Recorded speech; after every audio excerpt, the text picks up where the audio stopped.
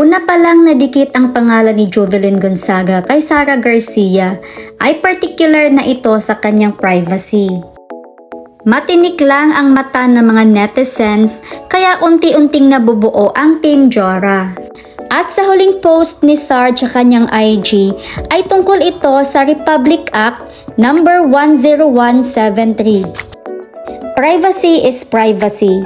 No matter how close you are with each other and what relationship you have with that person, you still have no right to invade their personal space and wait for their permission instead. And you should respect that whether you like it or not, because respecting someone's privacy is just a basic human decency.